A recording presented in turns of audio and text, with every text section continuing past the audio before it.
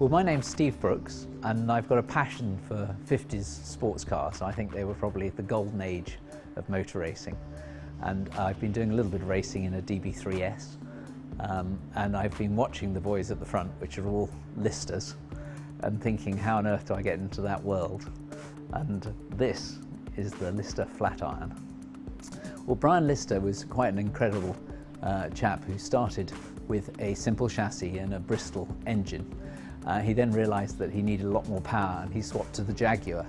And to do that, he used this very chassis here.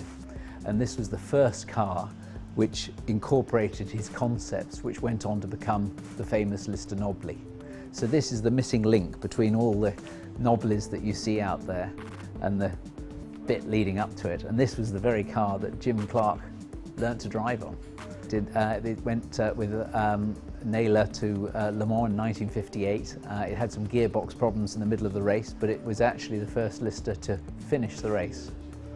So the plan with the car is to go back to 1958, 1959, when it finished Le Mans and when it had Jim Clark racing very successfully in it, race after race.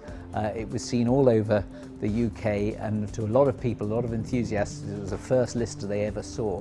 And we want to take it back to that glorious shape and get the detail back into it that it had in those days. It needs to be maintained and done correctly, and CKL clearly have got an absolute art and understanding of what the cars were like in period and how they worked, and they can put that attention to detail that's needed to keep this iconic piece of British history going.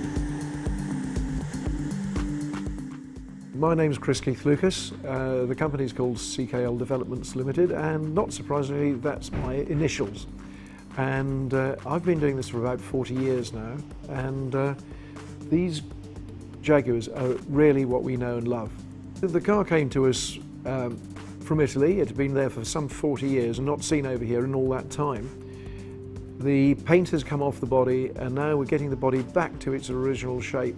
It had lost a lot of the original shapes in its long life, and now we're looking at something which is getting the right curves back in it, the right openings, the right headlights and so forth. And we've got a tight deadline to make for the revival meeting, so not long to go. Well, it's really important we don't spoil it. We have really got to preserve old metal, make sure that we don't lose anything that's original.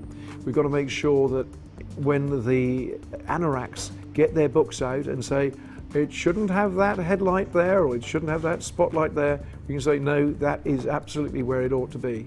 So it's a big responsibility to get it right.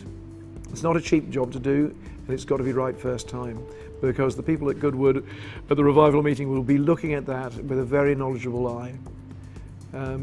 So yeah, hard job, but good fun. This project's come along just at the right time. We'd just finished one previously that's came out beautifully, and now this one is exactly the right sort of thing for us. It's just what we do here, and heavens knows what the next one will be, but the Lister will keep us busy for a good few months.